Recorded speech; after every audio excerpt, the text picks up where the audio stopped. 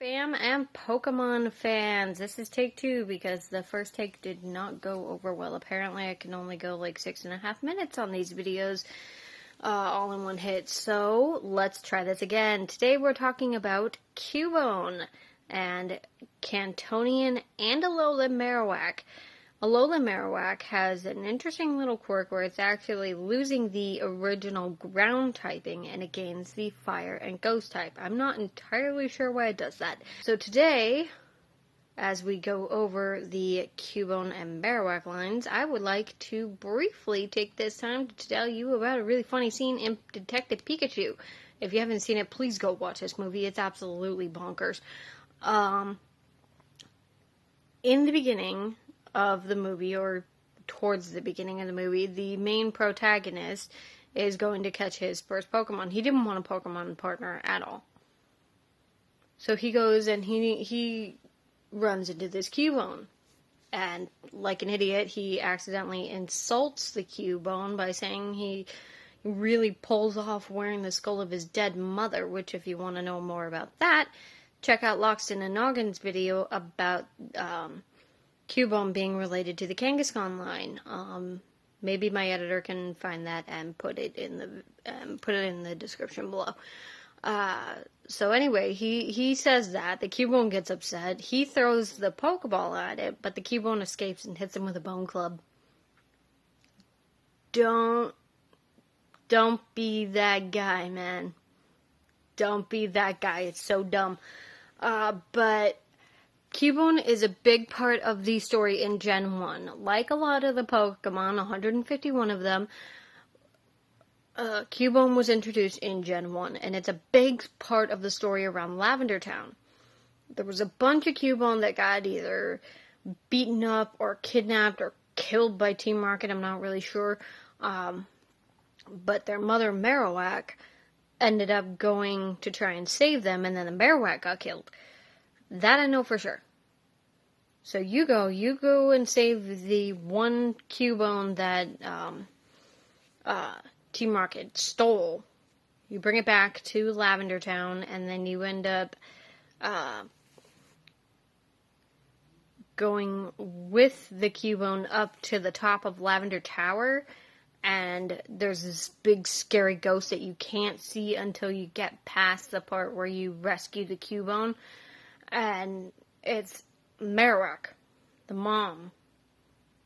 And she's super happy to see her Cubone child is alive and well and no longer,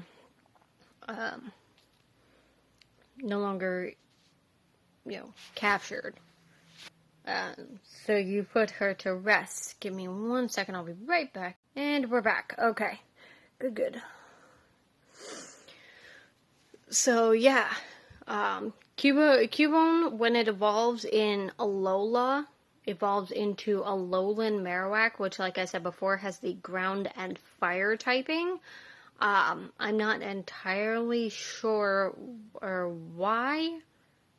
No, not ground, ghost and fire typing. It does carry, it's got like dark fur rather than the brownish fur. It's more like dark gray or even black. And it carries around a bone that is lit with blue flames on either side of it. But it is actually a really good typing because I'm pretty sure it can't be poisoned because of the ghost type. You can't really poison what's already dead.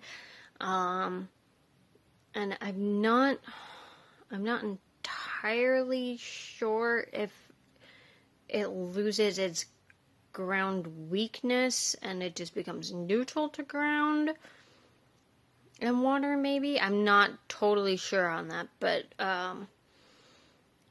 my editor can maybe put something in the video about that. Alright, anyway, let's talk a little bit about Paldea, because that's kind of what we're doing. So Paldea is, again, Gen 9. I think Cubone's going to be in it. I'm not entirely sure. I know Corviknight's going to be in it, and Ninetales and Arcanine. There's been, like, this huge leak that A-Drive did a video about. And apparently there's like 200 and some odd returning Pokemon, and then like 100 and some odd that are going to be added into the game. So we're now into the quadruple digits for the amount of Pokemon that are in the games. So it's kind of insane. Rotom's going to be returning. Girafarig gets a evolution now. Jigglypuff is going to be there. Venomoth. I know that Fortress is going to be there. Talonflame. Just all kinds of returning Pokemon, and a regional variant of Wooper, which I talked about yesterday. And I'm sure there's going to be other regional variants. I know Diglett's going to be in the game, along with the new, like, regional fake of Diglett, which is Wiglet, which is supposed to be based on, like, a garden eel or something, but it just kind of looks like a worm to me. I mean, maybe it doesn't look like that to other people, but it kind of looks like a worm to me, with, like, a bright red nose, which looks kind of dumb, but I'm gonna catch it anyway because I think it's funny. Just like I'm gonna catch Fido because honestly, that name is fire. It's a cute little fairy dog, and it smells like bread.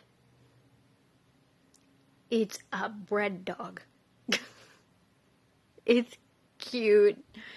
So let me know in the comments below, what Pokemon you hope will eventually return if you haven't seen the leak video, or let me know what Pokemon you're interested in for the new Pokemon to have on your team. I heard Tauros is going to get some regional love. Not sure if it's going to be like regional variants or like a regional evolution. I have no idea. But Tauros is apparently getting some love again, which is good because Tauros hasn't really been relevant since Gen 1, which is sad.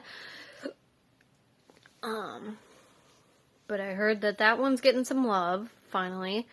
And just all kinds of Pokemon returning. We can transfer some in from home, and they're going to be like home-specific transfers that we can get into the games, but we can't transfer everything into the games. There's supposedly going to be like 400 and some odd Pokemon in the game itself. People are saying we're going to get DLC for the games, which maybe will release more Pokemon that we can bring in from the past, and maybe a couple more newer Pokemon. I'm not sure, like they did with Sword and Shield, So tomorrow we talk about Snivy, a Grass-type Pokemon, Grass-type starter Pokemon from, I think, Gen 4 or 5, I'm not really. Alright, we'll catch you on tomorrow's video. You all have a lovely evening and shine bright.